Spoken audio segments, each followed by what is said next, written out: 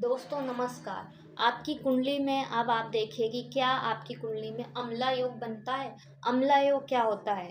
यदि लग्न से दशम भाव या चंद्रमा से दशम भाव में कोई शुभ ग्रह शुक्र बुध या गुरु विराजमान है तो आपकी जन्म पत्रिका में अम्ला योग बनता है। ये अम्ला योग यश कीर्ति मान सम्मान दिलाता है, प्रतिष्ठित बनाता है आपको।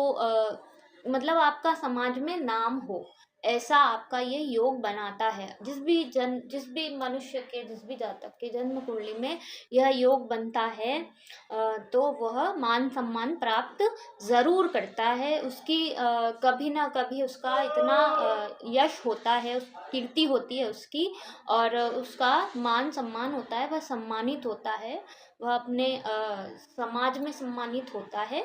तो ये अम्ला योग ये काम करता है। तो ये कैसे बनता है? मान लीजिए ये हमारा मकर का लग्न बना हुआ है, ठीक है।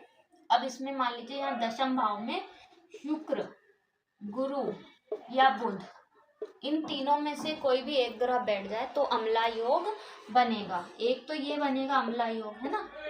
और दूसरा कैसे बनेगा? मान लीजिए चंद्रमा से दशम में, ठीक है, तो लग्न से दशम में बैठ गया तो भी अम्ला योग बनता है। और मान लीजिए चंद्रमा से, जैसे हमने बताया कि ये चंद्रमा है, ठीक है, चंद्रमा मान लीजिए आपका कहीं भी बैठा हो जन्म पत्रिका में, जैसे मैंने इधर 4th हाउस में चतुर्थ भाव में चंद्रमा को बिठाया है।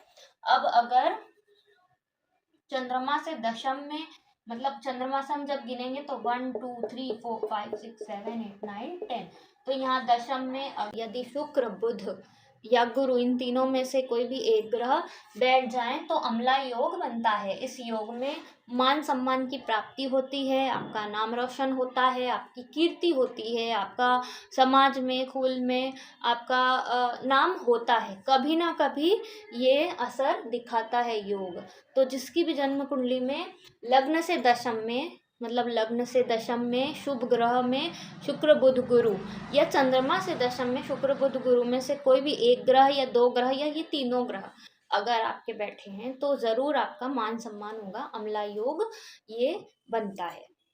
इस प्रकार से हम इसे देखते हैं।